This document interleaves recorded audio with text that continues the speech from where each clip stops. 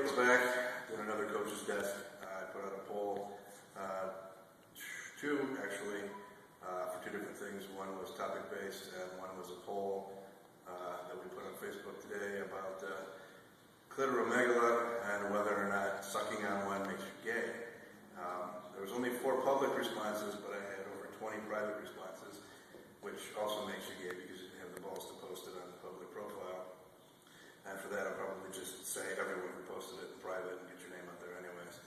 A couple of the questions that we had, and a free t-shirt, of course. Actually, Andy won that one. I like this topic the best. So, Andy, you get a free t-shirt from Gorilla Pit. One of the ones that I thought was important was squatting with the arthritic knees.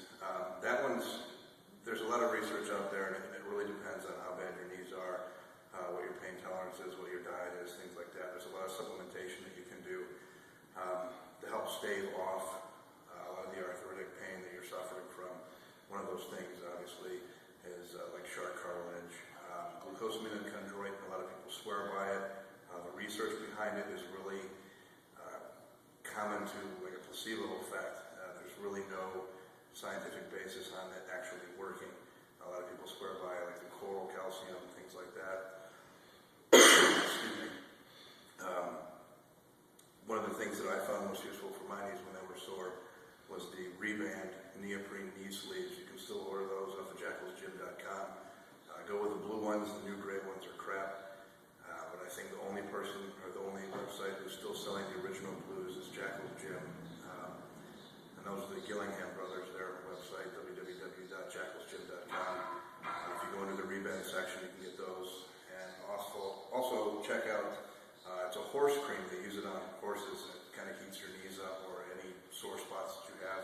You put that stuff underneath the neoprene, and your knees are going to be on fire. It's like Tiger Balm times 50. This stuff's awesome.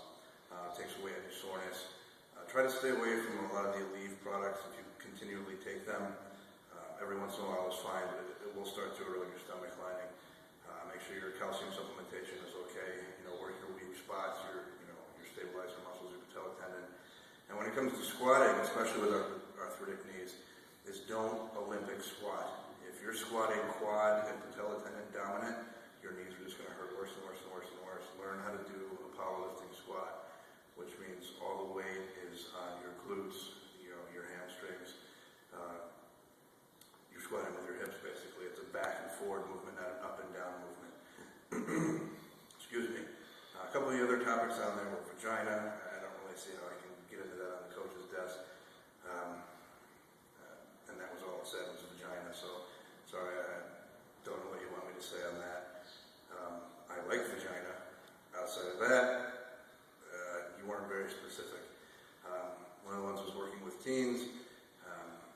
We have quite a few here. A lot of them are strong as shit.